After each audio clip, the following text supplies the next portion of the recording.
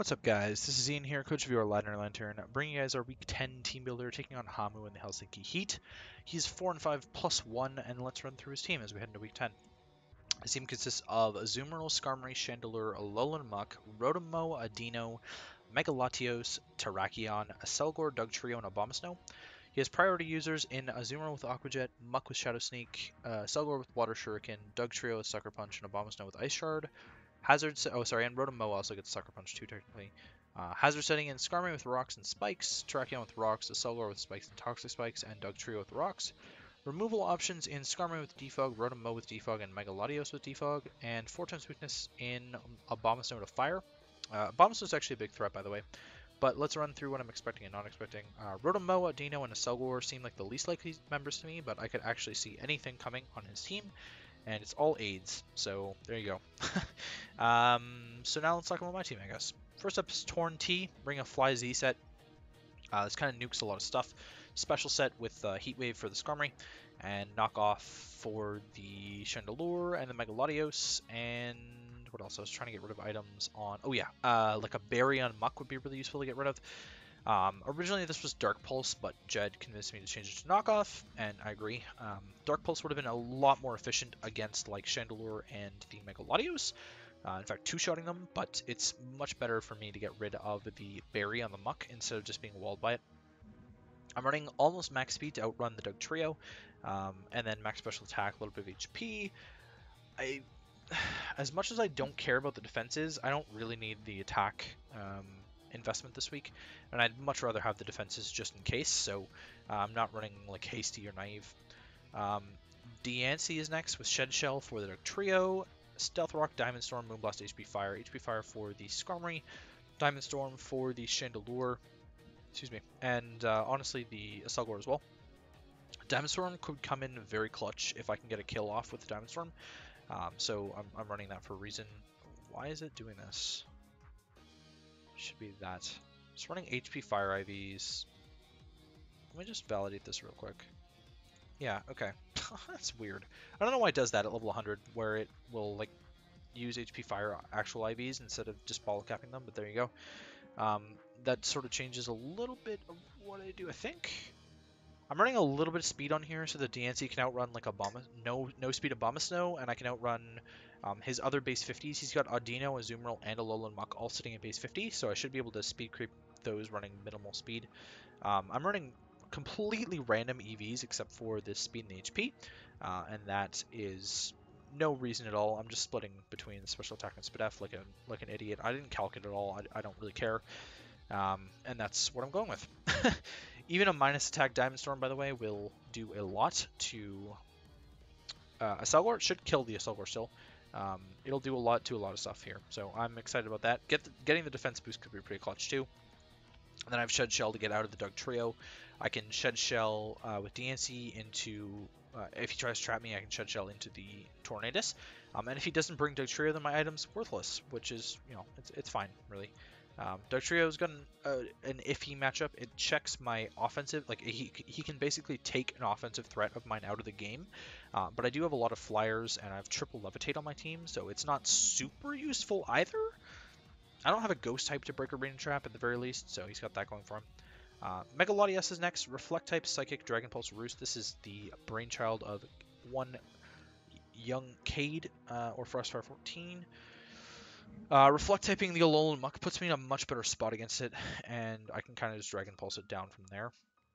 Psychic hits a lot of his team really hard, and Skarmory doesn't appreciate that, and then Dragon Pulse hits the Megalatios, which is the other main thing that I would be hitting.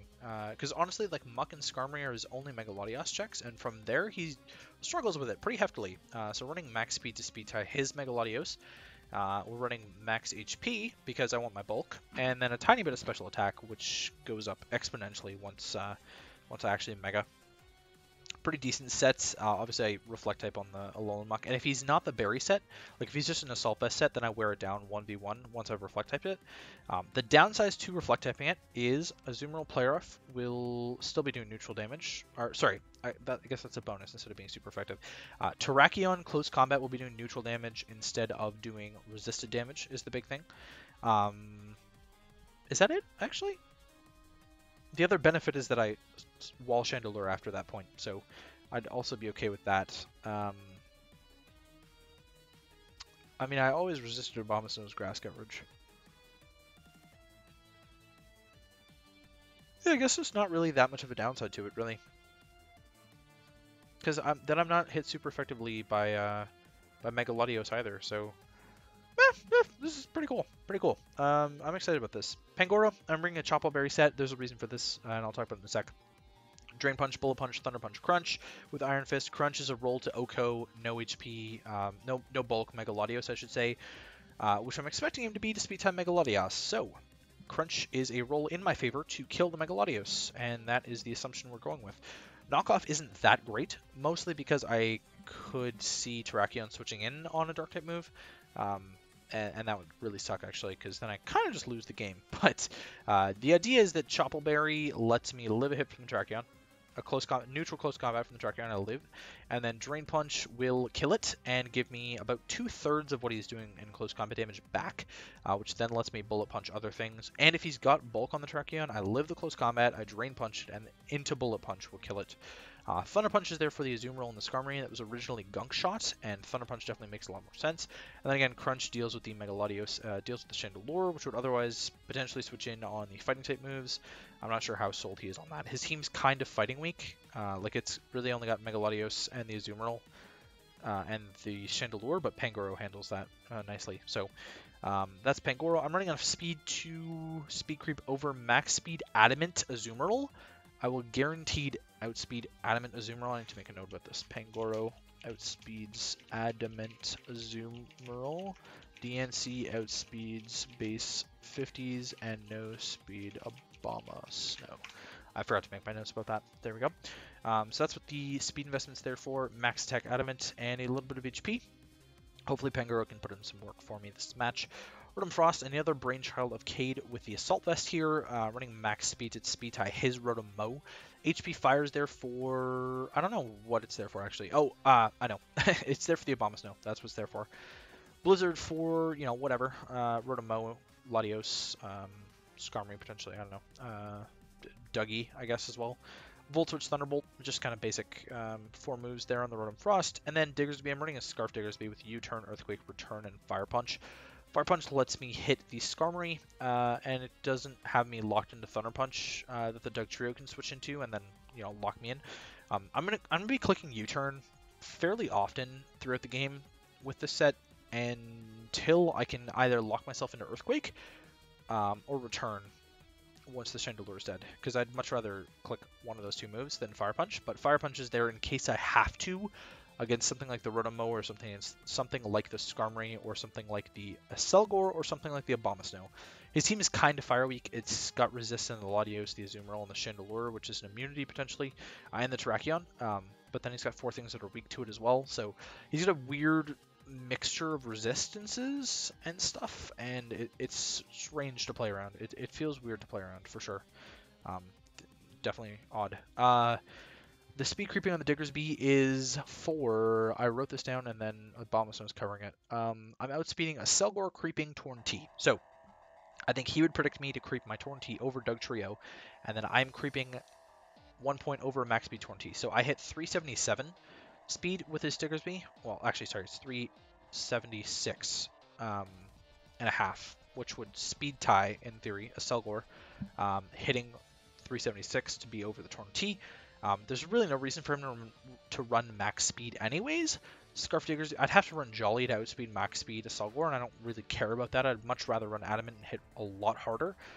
So that is the plan with the Diggersby there. U-Turn, Earthquake, Return, Fire Punch, Max Tech, and then just a tiny bit of bulk on there.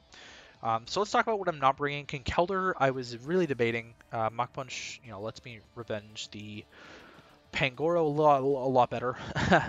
Chandelure is a problem. My biggest issue is that it was kind of free setup fodder for the Azumarill, because he outspeeds me and then can do a lot to me. It's also, it can't handle Mega Latios at all, so no thanks.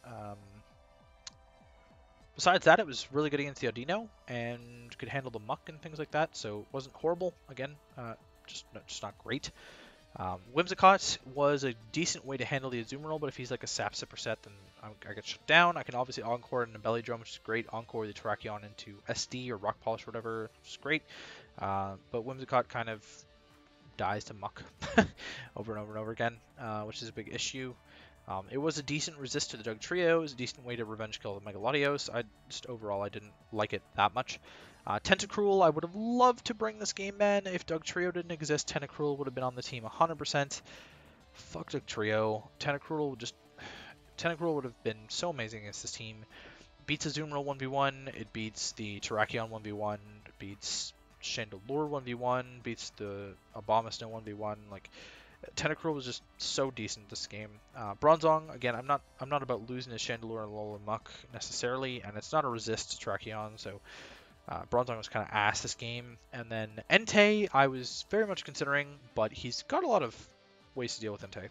So I upped it down to Terrakion can revenge it, Megalodios can revenge it, and if it's special Megalodios, he's fine with switching into Sacred Fires.